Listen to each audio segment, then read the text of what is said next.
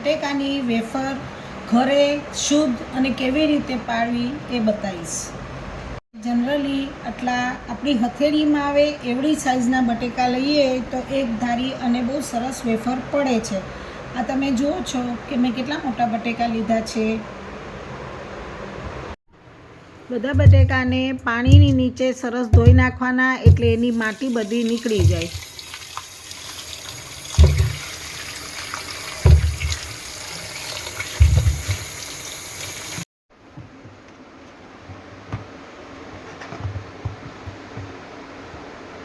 બધા પાસે પિલર તો હોય જ છે, પણ જનરલી તમારે પતલી પતલી છાલ ઉતરે એવા પિલરનો ઉપયોગ કરવાનો। આવી રીતે બટેકાને ચારેય બાજુથી છાલ ઉતારી લેવાની।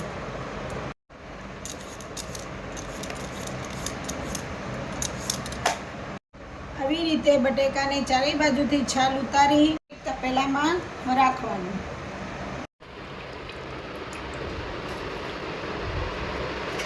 પાણીમાંથી બટેકા લઈ અને વેફર પાડવાની ચાલુ કરવાની।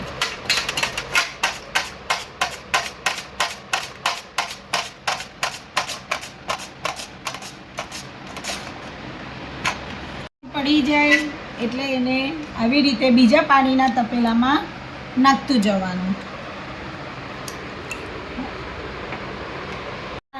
ખમણી કહેવાય, તમે એને છીણી કહી શકો, ખમણી કહી શકો। આમાં જેટલી ધાર સરસ હશે એટલી વેફર પતલી અને સુંદર પડશે। આમાં બે સાઈડની છે, આ સાદી વેફર પડશે, આની અંદર તમે બીજી બાજુ પાડવી હોય તો જારીવાળી પણ પાડી શકો છો। એક હાથ સીધો, એક હાથ આડો, એક આમ સીધો, એક આડો, એક સીધો, એક આડો। આ જુઓ, આ જારીવાળી વેફર, આને કાતરી બી કહી શકો, વેફર બી કહી શકો। જનરલી રાજકોટમાં આને પતરી કહેવામાં આવે છે।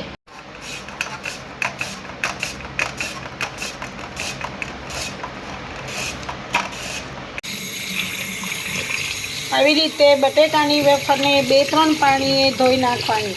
2-3 પાણીએ ધોવાથી એમાં રહેલો એક્સ્ટ્રા સ્ટાર્ચ બધો નીકળી જાય છે। બધી વેફરને ધોઈ અને આવી રીતે જાળીમાં નાખી દેવાની। ધોતી વખતે આવી રીતે આમ છૂટી પાડતું જવાનું, બધી જેટલી બને એટલી છૂટી પાડી દેવાની। આમાં ગરમ પાણી મૂકવાનું, સ્વાદ પ્રમાણે એમાં મીઠું નાખવાનું। જનરલી જેટલું જોઈતું હોય એના કરતાં મીઠું થોડું વધારે નાખવાનું। આ તમે ઉપવાસમાં વગર મીઠાની બનાવી હોય તો તમારે એમાં મીઠું નહીં નાખવાનું ને એમને જ બાફવા મૂકવાની। હવે આ પાણી એકદમ તમે જોઈ શકો છો કે ઉકળવા માંડ્યું છે। પાણી ઉકળે એટલે એની અંદર આપણે જાળીમાં કાઢેલી વેફર નાખતું જવાનું।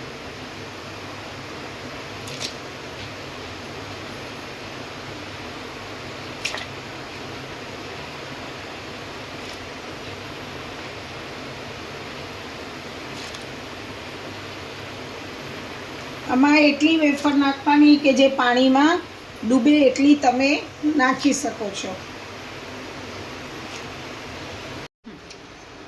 તમે જોઈ શકો છો હવે આ વેફર ઉકળવા માંડી છે। આવી રીતે ઉકળે એટલે એને એક વેફરને લઈ અને આમ આંગળીથી દબાઈ જવાની।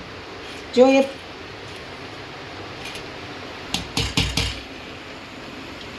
હજુ એને 2 મિનિટની વાર છે। હવે તમે જોઈ શકો છો આ કાતરી બફાઈ ગઈ છે। વેફર બફાઈ જાય એટલે એને આવી રીતે ચાળણામાં કાઢી લેવાની।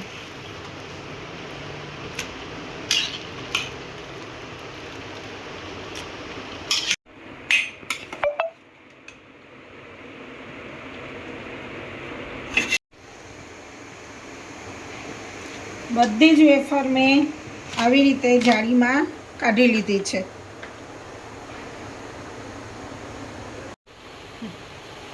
વેફરની ક્વોન્ટિટી વધારે હોય તો અડધી કામાં બીજી વારમાં આપણે મૂકી શકીએ છીએ।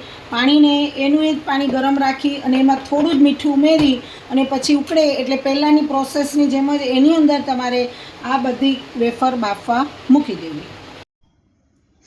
બફાઈ જાય એટલે એને આવી રીતે પ્લાસ્ટિક લઈ અને સૂકવી દેવાની. પ્લાસ્ટિક પર સુકાઈ જાય પછી એને 2 દિવસ તડકે રાખવાની. આવી ક્રિસ્પી વેફર તૈયાર.